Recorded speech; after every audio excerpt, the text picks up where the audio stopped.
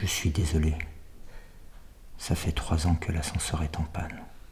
J'ai beau écrire ou appeler, il ne se passe rien. Pendant que vous montiez les 84 étages, j'ai écouté la radio. Un anthropologue expliquait qu'à la suite d'une étude rendue possible grâce à la création d'un logiciel, il peut affirmer quel est le grand mythe fondateur, celui partagé par le plus grand nombre à l'époque du Paléolithique, celui de l'émergence primordiale.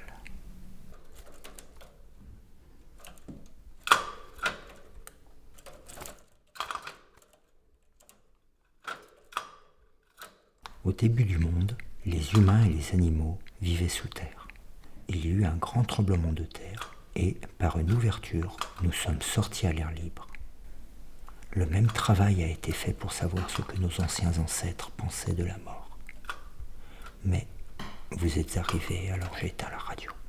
C'est dommage, j'aurais bien voulu savoir.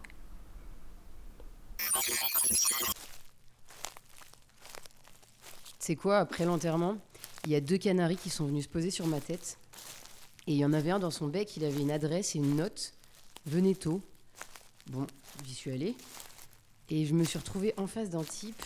J'ai pas tout compris, mais en gros, il m'a dit qu'au départ, on sortait tous de la même grotte. Quand j'étais gamine, il y en avait une dans le coin.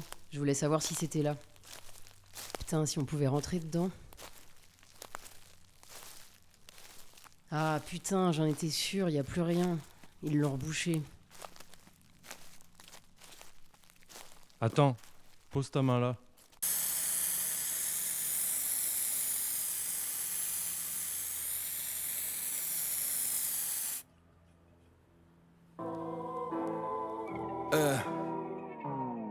D'abord le bruit sur le grand séisme, l'ascension rocheuse dans le noir et puis le disque lumineux, est-ce la beauté qui fait pleurer les yeux?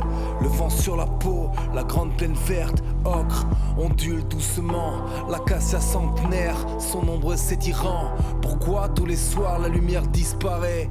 Et puis un nouveau jour, là, les dunes de sable, la soif, l'eau, les arbres, le froid, le désert encore, et puis le lac salé, et puis la nuit encore, le vent, les collines, les rivières, les parfums délicieux, la montagne, les forêts d'épineux. L'astre disparaît, le ciel se drape d'un voile bleu, vert, boréal, le grand fleuve généreux et colérique. D'autres montagnes encore, couleur de feu cette fois. Les steppes, la neige, est-ce là le bout du monde? L'immense océan, non, c'est le début d'un autre. C'est le début d'un autre. J'ai finalement trouvé l'émission en replay.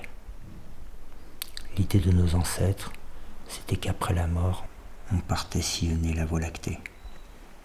Arrivé au terme de notre échappée, on s'arrimait et on devenait étoile. Il me semble que ce n'est pas très sérieux comme idée. Mais c'est au moins bien plus poétique et sans doute bien plus désirable que le fantasme de l'immortalité technologique. Pour certains informaticiens, juste avant de mourir, il conviendrait de télécharger son esprit sur un ordinateur ou dans un robot.